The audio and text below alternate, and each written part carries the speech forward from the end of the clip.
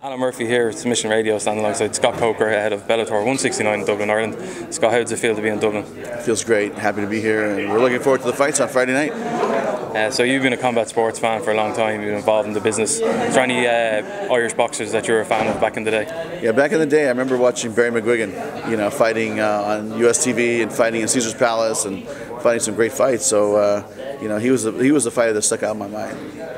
So this is Bellator's 4th or 5th show in Europe. All the shows have been co-promoted shows.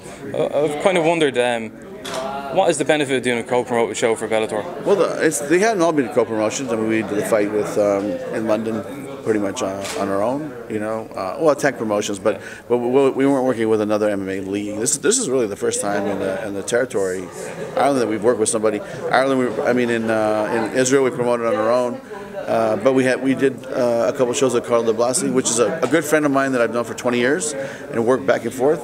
But it's great because you can kind of look at his talent too, see what's out there as far as where the kickboxers are at and where the MMA fighters are at.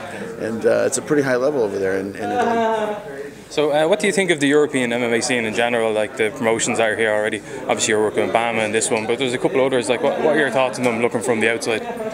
Yeah, you know what? I know, in my mind, as far as looking from the States in, I mean, Bama is, by far the biggest promotion in the independent promotion in the UK area, and they've done a lot of fights up here in Ireland.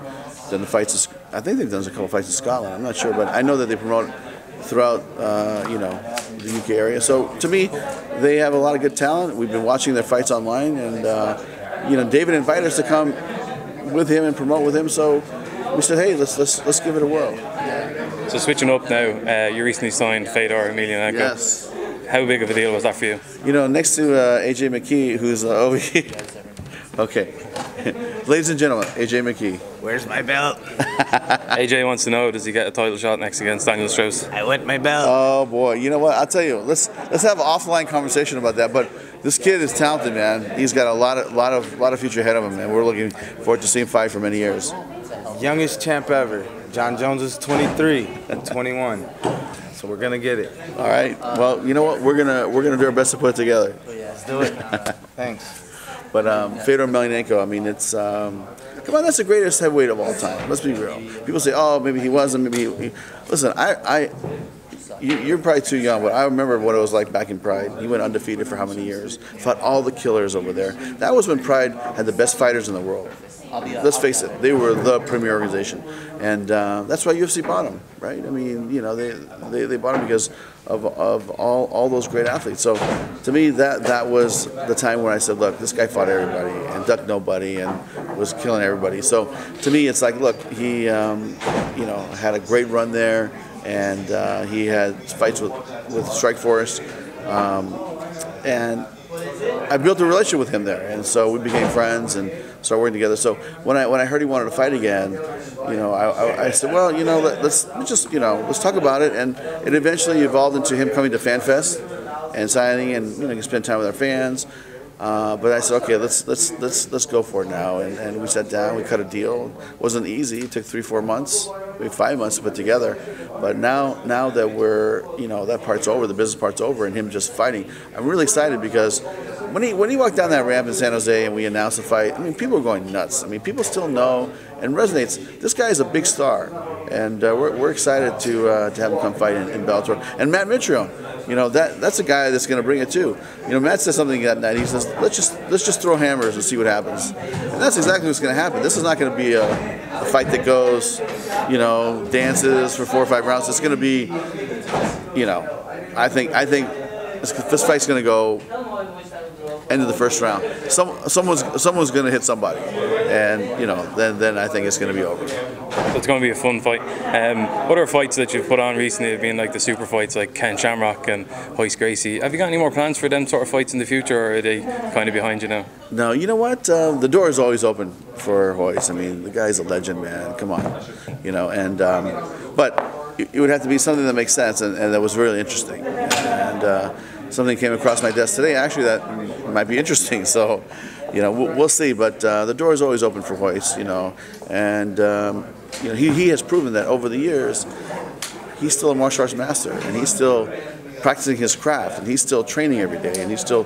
doing jiu-jitsu every day. And I'll tell you a story. When I was in Israel with Royce, he was teaching the special forces there, and I'm watching, and the technique that he did in that classroom was the exact same technique that he did against Ken. It was crazy to see because, you know, it wasn't like he was just in there teaching the SEAL team, going, oh, do this, do this. He actually, this one move that he did always, you know, very turn thing, and then exactly what he did to Ken. So this guy has mastered his craft, and he said, hey, I was doing that 30 years ago or 20 years ago to the guys in you know, in the UFC when he was fighting there, and he's still doing it today. And so to me, it's like, wow. I mean, he's really a special person. You said something came across your desk. Can you share what it is? I can't say. It's just preliminary stages, but it's something that would be really interesting. But you know, it's a long way from happening. But is it another legend? This is a much younger legend. Let's put it that way. Just want to talk about the Mixed Martial Arts Athletes Association. Yeah. What are your thoughts on that, and particularly Bjorn's involvement? Yeah, I mean, I don't even know Bjorn, so I have no judgment on Bjorn. I've never even met the man. So to me, it's like, look, you know, he's got his business to run. We have our business to run, and I wish him luck. Just moving on now, there's a big talking point recently, especially with Bellator coming along and you coming over as president, is the free market. Mm-hmm. A lot of fighters are testing the free market. Sure. So I just want to throw a couple of names out at you to see if you have any interest in them or if you've talked to them. Ryan Bader, would you be interested in him? Yeah, Ryan Bader, I believe, is under an exclusive negotiation period. But once he's free, we'll start talking to him. But yeah, is he somebody that we'll talk to if he is free? Of course, we'll talk to him. Georges St-Pierre. Well, Georges St-Pierre is in a little bit of a gray area because he's saying he's free.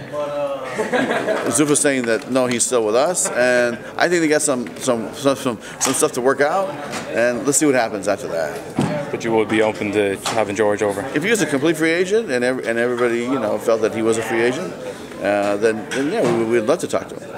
One of your old Strikeforce fighters, Lorenz Larkin. Yeah, I like Lorenz. We're actually talking to him right now, and I think Lorenz is more just of economics, you know, as to if we can make the economics work. Shane Carwin. Shane signed with Ryzen, so he's not a free agent anymore. So is he signed exclusively to Ryzen? I think he's exclusive to Ryzen. That's what I heard. Okay. A woman that was in Italy last week, Gina Carano. There's been talks about her for a long time about coming back to MMA. Hasn't quite come into fruition. Have you actually spoke with her about coming back? No, not at all. I mean, you know, we have a good relationship. We're friends, and you know, she's part of the Bellator family. Wherever I go, she's gonna be part of the family. So you know, we've had a great time in Italy, hanging out, and you know, and touring the museums, and you know, it's like you know, I feel like she's somebody that gets asked a lot about, but at the end of the day, she's a movie star now. You know, it's good. I mean, I'm happy for her. I mean, you know, she segued into her next career. But listen, if she ever wanted to come back, you know, I wouldn't say no. But I just think that, you know, she's happy doing what she's doing, and I'm supportive, and I think that it's fantastic for her. And finally, I have two Bellator fighters that you can definitely comment on. Have you any plans for Dada 5000 and Herschel Walker?